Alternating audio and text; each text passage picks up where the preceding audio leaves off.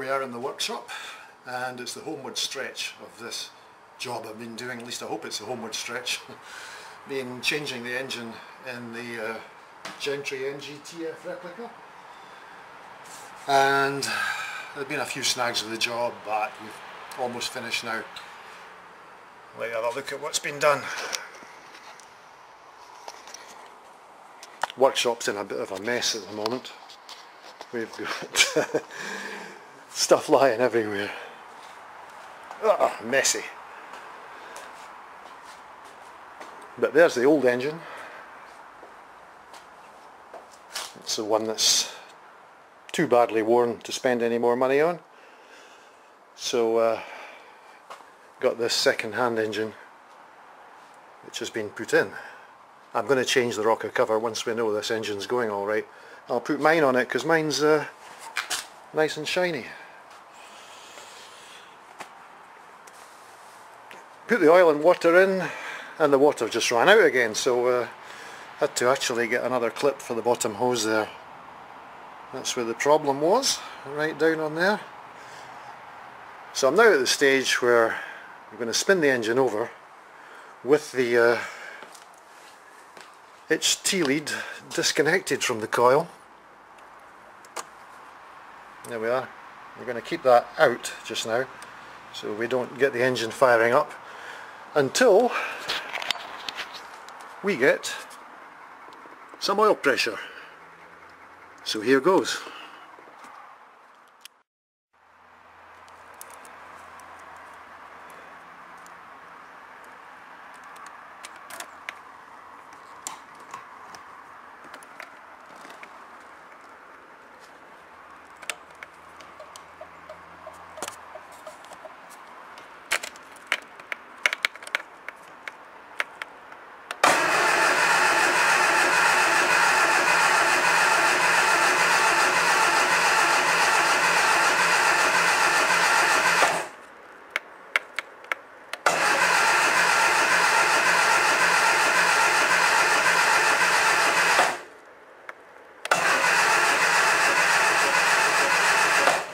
Right, we've got oil pressure.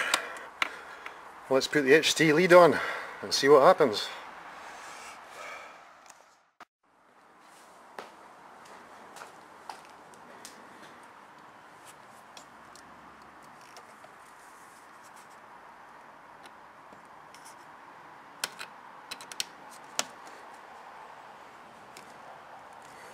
There we go.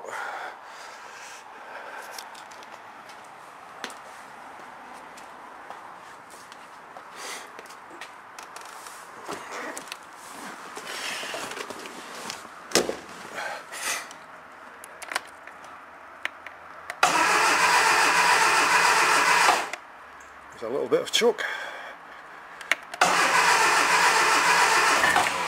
She's going to fire, I hope.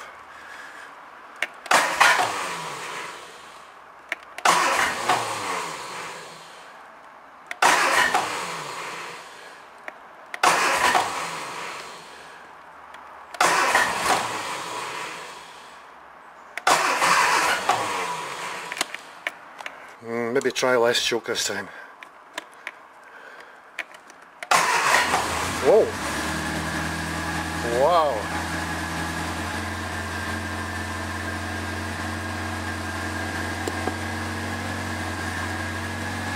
That sounds not too bad.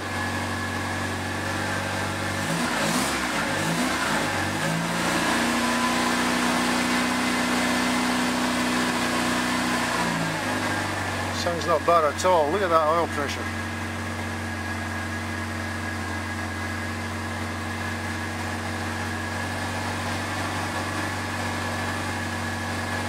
Well, she started.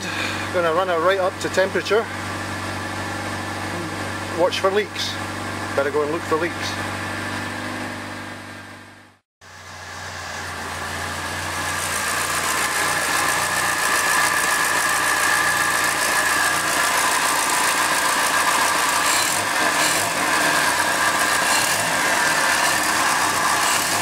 A bit of smoke coming from all the oil that's on the bits and pieces.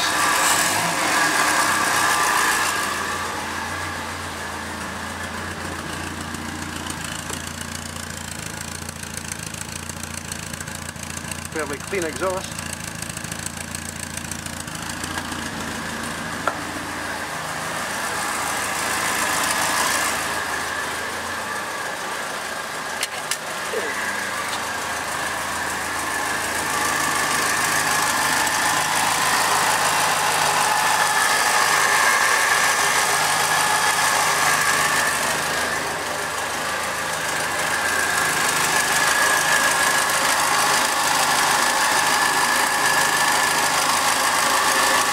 Where's that smoke coming from?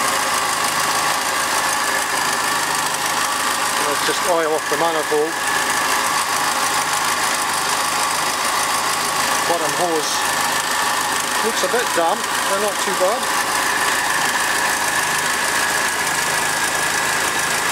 We'll let it burn that oil off.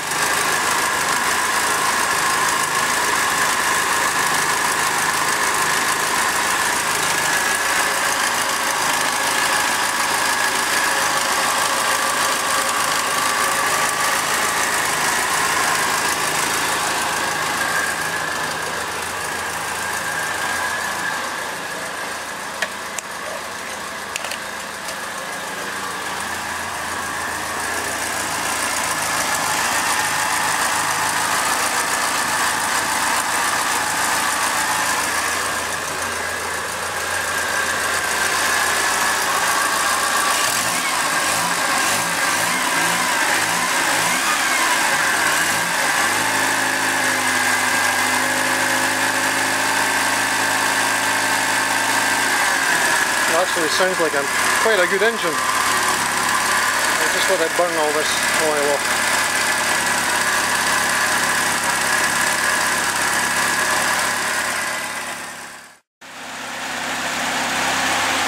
Okay, she's warming up nicely now. Most of that oil is burned off. Sounds really sweet. I'm really pleased with that engine so far. Well, let's see if we can just let you hear this nice exhaust note that she's got.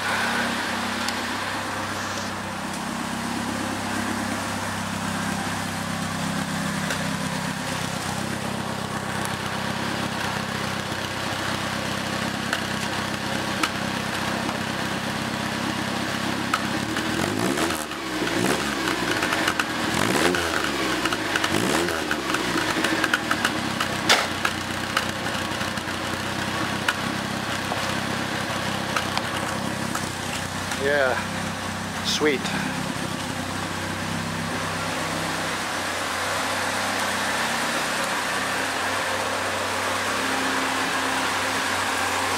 Well, what I've got to do now is undo a modification that I had made to the clutch slave cylinder, because this old engine has got so much end float on the crankshaft that I had to put a spacer in the clutch slave cylinder to move it out a bit so that the clutch wouldn't slip. Now I've just checked, the clutch doesn't work at all. It won't disengage, so I've got to take that spacer out now, which is a bit of a pain because one of the bolts for the clutch slave cylinder you can get at from underneath. The other one you've got to take all of this carpet off the centre transmission housing, and there's a panel there that's screwed on that I have to take off. I'll let you see it once we start that.